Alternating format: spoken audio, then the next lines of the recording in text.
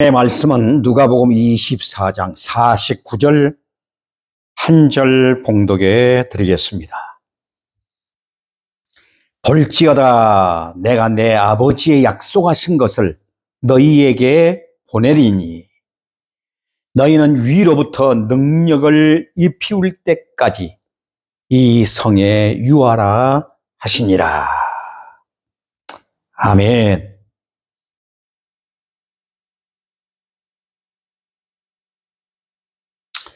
저는 오늘 여러분과 함께 증인의 사명, 교회 공동체의 사명, 두 번째로 이렇게 여러분에게 말씀을 드립니다. 지난주에 이어서 사명에 관한 말씀을 나누면서 우리의 사명, 즉 교회의 사명이 무엇인가를 깊이 있게 받았습니다. 그 사명 위에 내가 있음을 각인하면서 오늘 또 말씀을 들었으면 좋겠다 싶습니다. 이 49절 말씀은 너무 중요한 말씀입니다. 이제 예수님께서 최종적으로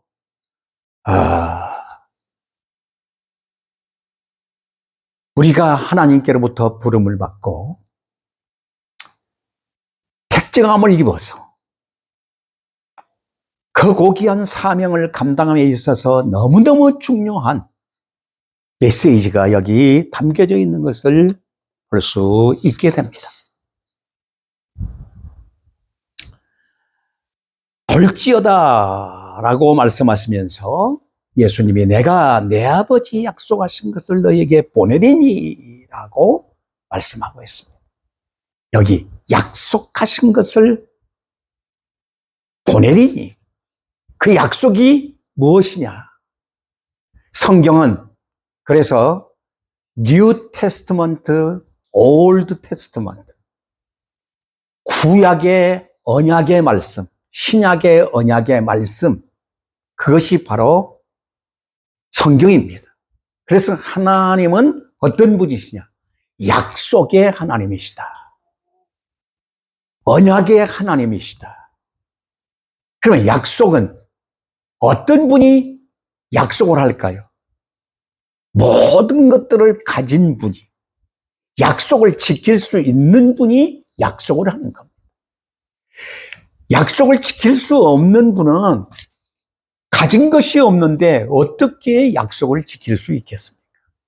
그래서 그러한 사람은 아무리 많은 약속을 해도 그 약속이 효력이 없는 것입니다. 그러나 모든 것을 가진 분이 약속을 하면 그 약속은 완전한 것입니다.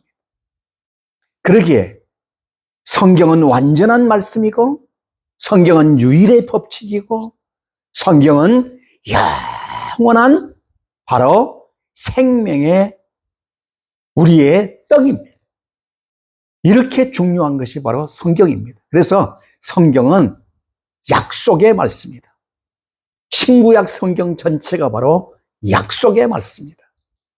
그래서 오늘 우리는 누구 속에 사느냐? 약속 속에 살고 약속 속에 오늘 우리는 늘 세워져 있다는 것을 잊지 말아야 합니다. 언약의 하나님, 약속의 하나님, 그 약속을 하시는 하나님은 그 약속을 성취하신 하나님, 그 약속을 완성하신 하나님이시다고 하는 사실을 우리는 놓치지 말아야 합니다. 그런데 그 약속의 하나님을 우리는 믿지 못하고 살아가고 있어요. 너무 안타깝지요. 왜? 그분은 모든 것들을 이루시고 모든 것들을 세우시고 모든 것들을 완성하시는 분이신데 그 약속을 못 믿고 엉뚱한 것을 믿고 살아가고 있습니다. 허영된 것, 허구된 것, 또한 완전치 못한 것, 불완전한 것들을 믿고 살아가고 있습니다. 그것이 바로 다 뭡니까? 우상입니다. 우상. 하나님은 실제이십니다. 하나님은 바로 그래서 약속하신 분이시고 그 약속을 완성해 가시는 분이시고 그 약속을 온전히 이루시는 분이십니다. 그래서 여기 성경에 아버지의 약속하신 것이다 그랬어요. 그러면 그 약속하신 것이 무엇이냐? 최고의 약속은 바로 예수 그리스도. 예수 그리스도와 함께 그 약속은 바로 성령님을 가리키십니다. 하나님께서는 예수 그리스도만 보내실 것을 약속하신 것이 아니라 성령님도 그래서 보내실 것을 약속하셨다는 얘기입니다. 어디에 근거가 있습니까? 요엘서 2장 28절에 그 후에 내가 내 신을 만민에게 부어주리니 그랬어요. 만민에게 부어주리니. 모든 자들, 예수 그리스도를 주로 인정하는 모든 사람들에게 성령을 저희들에게 주실 것을 약속하신 것입니다. 그러면 그 약속으로 끝났느냐? 아닙니다. 그러므로 오순절날 성령께서 강림하시자 이 기이한 여기는 자들에게 베드로는 뭐라고 말하냐? 사도행전 2장 16절에 보니까 이는 선지자 요엘로 말씀하신 것이니 하고 그 성령님이 오심으로 약속이 성취되었다라고 선포하고 있습니다. 그러니까 설교도 어디에 근거하고 설교를 해야 되느냐?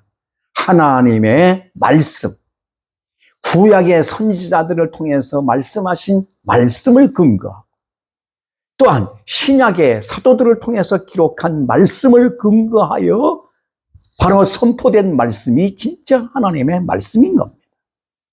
약속의 말씀인 거예요. 그래서 베드로는 설교를 해도 뭘 들어서? 선지자의 말씀을 들어서 그 약속이 성취되었음을 선포하고 있는 겁니다. 그렇다면 성령님을 왜 보내주시는 건가요? 예수님께서 십자가상에서 다 이루었다 하신 구속사역에 대한 궁극적인 증인의 사명은 성령님의 사역이라는 사실입니다. 할렐루야. 이 얼마나 중요한 메시지인지 모릅니다. 응? 그러니까 예수 그리스도는 아버지는 다 계획하시고 섭리하시고 예수 그리스도를 통해서 완성하시고 그 완성하신 것을 증거케 하시는 분은 바로 누구시냐? 성령님이다 그 말입니다. 그러니까 완벽한 하나님이 다 예비하시고 준비하시고 다 마련하시고 그래서 그리스도를 보내서 그리스도로 말미암아 완성케 하시고 그 완성케 하신 그것을 증거케 하시는 분이 바로 누구냐? 성령님이라는 것입니다. 예수님은 말씀하셨어요. 요한복음 15장 26절에 내가 아버지께서 너희에게 보낼 보혜사 곧 아버지께로서 나오시는 진리의 성령이 오실 때에 그가 나를 증거하실 것이요 라고 했어요. 누가 증거한다 그랬어요? 성령님이 증거하신다. 아멘. 응? 사람에 의해서 사람으로 말미암아 사람으로 외쳐지고 증거된 것이 아니라 하나님과 예수 그리스도로 완성 그리고 성령님이 증거하신다. 뭘 증거하시냐? 예수 그리스도 아버지가 준비하시고 예수 그리스도에 의해서 완성 아들된 예수 그리스도에 대해서 완성된 그것을 바로 증거하시는 분이 성령님입니다. 그러므로 성경은 고린도전서 12장 3절에 성령으로 아니하고는 누구든지 예수를 주라 하실 수 없느니라고 말씀하고 있는 겁니다. 그러니까 예수 그리스도를 주로 나의 주라는 말은 쿠리오스 나의 왕 나의 주인 나의 주로 고백하게 할 수 있는 바로 길은 누구냐? 성령님으로만이 아니고는 고백할 수 없다는 얘기입니다. 그래서 오늘 우리가 주를 고백하는 것도 성령으로 말미암음으로 고백하는 것입니다. 예수를 주라고 믿음의 고백을 하게 하시는 분이 바로 성령님이라는 겁니다. 선지자들을 감동하셔서 46절로 47절 우리가 지난주에 말씀을 함께 들었습니다만은 46절부터 한번 볼까요? 또 이르시되 이같이 그리스도가 고난을 받고 제3일에 죽은 자 가운데서 살아날 것과 또 그의 이름으로 죄 사함을 얻게 하는 회개가 예루살렘으로부터 시작하여 모든 족속에게 전파될 것이 기록되었으니 라고 말씀하고 있습니다. 여기 너무너무 중요한 메시지가 담겨져 있는 거예요. 이 말씀을 하신 분도 누구냐? 성령님이라는 거예요. 성령께서 기록해 하신 대로 예수님께서 오셔서 죽으심과 부활을 통하여 구속사역을 성취케 되면 에베소 2장 17절에 또 오셔서 먼 데 있는 너희에게 평안을 전하고 가까운 데 있는 자들에게 평안을 전하시는 분도 누구냐? 주 성령님이라는 것입니다. 가까운 데 있는 자는 누구를 말합니까? 유대인들. 멀리 있는 자들은 누구냐? 당시 에베소 성도들과 함께 이방인들. 이방인들을 가리켜 말씀하신 거예요.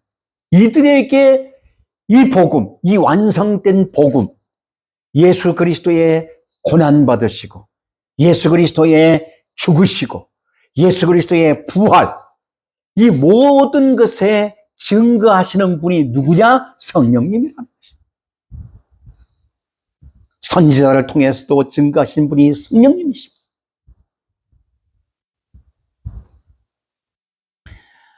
그래서 47절 말씀에 이렇게 말씀하신 거예요. 예루살렘에서부터 시작하여 모든 족속에게 전파되게 하실 분도 성령님이시다. 그러니까 복음이 확산되고 복음이 증거되어지는 것은 선교사들에 의해서 되어진 것이 아니고 하나님의 백성들에 의해서 되어진 것이 아니라 가장 중요한 첫째는 바로 성령님에 의해서 증거되었다라고 하는 말씀입니다. 성령님의 사역이라는 겁니다. 그렇다면 성령께서는 이 사역을 어떻게 수행하고 계신가? 예수 그리스도의 구속으로 말미암아 성전된 성도들에게 임하셔서 그들을 도구로 삼아 증거케 하시는 겁니다. 사도행전에서 보면은 베드로 사도를 통해서 하루에 몇 명씩 3,000명씩 회개하는 역사를 가져오게 하셨습니다. 그 일을 하시는 분이 누구냐? 성령님이셨어요.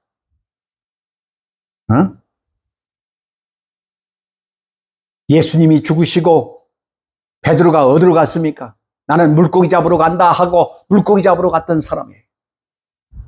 그런데 그에게 성령이 임하자 성령의 충만함을 받고 그가 성경을 들어서 예수 그리스도의 부활을 증거할 때에 죽으심과 고난과 예수 그리스도의 부활을 증거할 때에 3,000명씩 어찌할까 하고 회개하고 돌아오는 놀라운 일들이 일어났습니다. 이 일을 누가? 베드로를 부여잡고 일하시는 분이 성령님이셨다는 얘기예요. 그러니까 성령이 임하니까 그 권능이 임하니까 베드로는 두려움도 죽이려고 하는 무리들도 두렵지 않고 그들에게 강력하게 주의 메시지, 주의 복음, 예수 그리스도의 고난, 예수 그리스도의 죽으심, 예수 그리스도의 부활을 당당하게 전하였던 것입니다. 그러니까 막 회개하고 돌아오는 자 하루에 3,000명씩 된 거예요.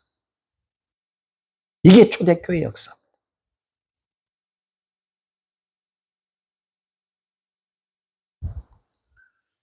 그렇다면 본문의 결론적인 말씀은 지금까지 상고한 복음을 증거해야 할 사명자는 바로 성도인 나 자신이라는 결론이 나오게 된 것입니다.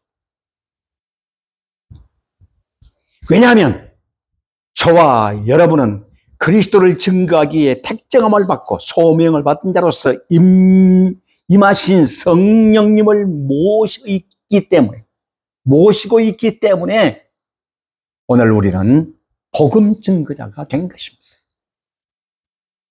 그래서 목회자가 되든 전도자가 되든 평신도가 되든 복음 전포자와 함께 하시는 분은 누구냐? 성령님이십니다.